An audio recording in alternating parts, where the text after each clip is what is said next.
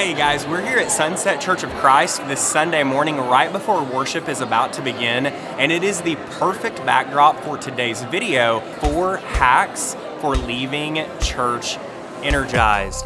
As a minister, I've had 20 years answering the question, how do you leave services feeling like you've squeezed the juice out of them? How do you leave services feeling like you're more connected to your Creator and more connected to the other members of your church? How do you leave services being more passionate, having more zeal to live your life for Christ? I'm going to give you the answer to that question in 4 simple biblical hacks for leaving church energized. That's coming up. Stay tuned.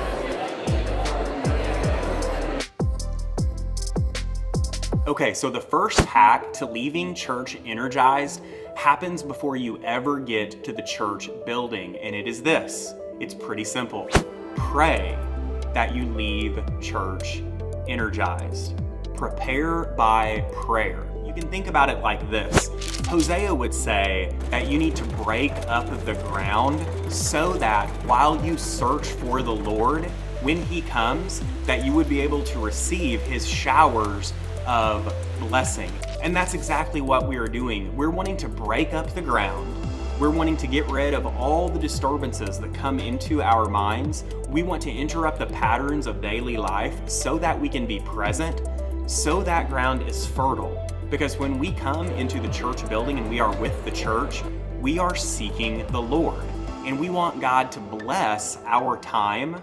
So we need to have our ground fertile so that when He does, we are ready to receive it. Now, if you want to know specifically what to pray for besides just that, well, as we go through the next 3 hacks, these are the things that you will pray for God to bless. Hack number 2, sing the meaning, not the melody.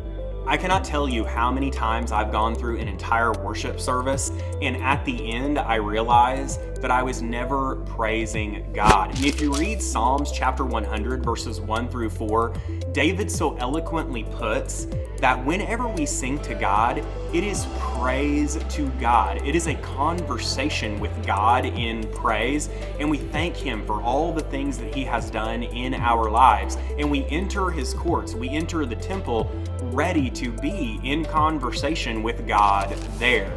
And I don't know if you've ever been on a phone call where you're talking to someone and that person is not really present, or that person is not really paying attention. How connected do you feel to that person? So how can you feel connected to God if you're not really in the conversation with God? So hack number 2 is to sing the meaning, not the melody, and that's something that you will pray for in advance of going to church. Hack number 3 to leave church energized is to take notes of a meditation, and this one has absolutely changed my life. Rather than try to explain it to you, I want to show you a YouTube short by Jim Quick, and he is the foremost authority on memory and retention, and this is his formula for note-taking. I want to get a little bit more specific on how to take notes in a way that's more whole brain. So one of the ways you could take notes is to grab a piece of paper. I'm going to use a whiteboard for the purpose of this illustration. First, I'll put a line right down the page. Very, very simple. Line right down the page. And then what I do is on the left side, I'll do something called capture. And on the right side, I'll do something called create. When you're learning something like how to sleep better, right? You're getting all these tips. You want to capture them. So you're going to capture those ideas on the left side. And so what are you putting on the right side? You're going to put your impressions of what you captured. So something like, how can I use this? Why must I use this? So I want to take this secular idea for note-taking and I want to give it biblical application, and I hope this changes your life as much as it has mine. In the 119th Psalm, David talks about this idea of not only learning God's words, but applying those words to his life through meditation. In fact, he says that in order to not neglect God's word, he meditates on it and learns how to apply it to his life. And I believe this was in part the reason why David was called a man after God's own heart. Because not only did he attempt to learn God's word, but he would meditate on how that word would apply to his life. Why am I telling you this? If you put this Jim Quick method with this idea of applying God's word to your life, when you take a note, there's really 2 steps. Whenever something happens in worship, in the sermon, or in class that you find insightful, you take the note, the factual thing that happened, left brain, and then you write how this will apply to your life, right brain. And according to Jim Quick, doing this increases retention by, I believe, 8x. It's a crazy number. So not only do you get to learn, but you're also going to have 8x retention of the thing that you've learned, and you will be meditating like David. You will be looking to apply that thing to your life.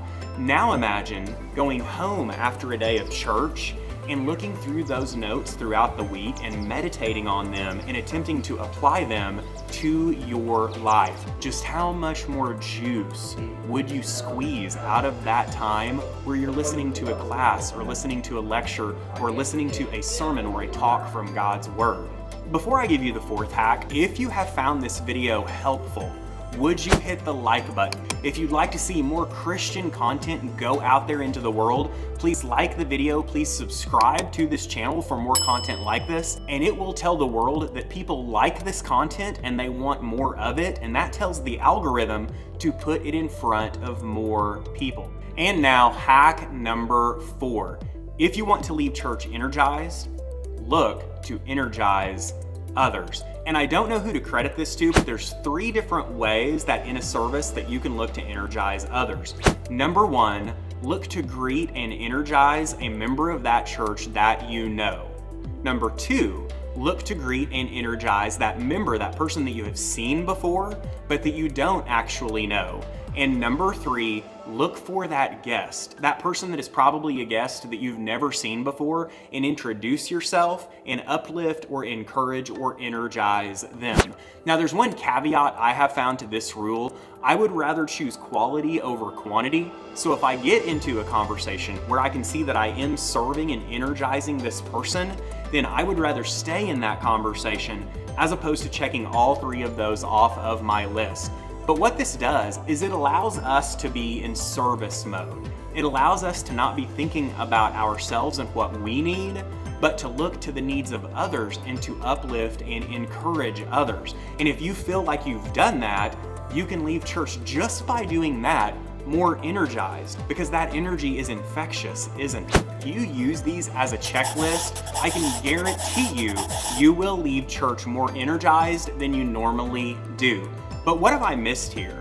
What is a hack, or what is a tool or a tip that you would like to share? Please drop that in the comments below. What do you do to leave church energized? And this can become a resource. You can serve others through writing in the comments, how do you leave church energized? And I want to challenge you to do these 4 things, to do what you need to do to leave church energized, to pray about all of these things in preparation of church, and next Sunday to leave church energized. Have a great day.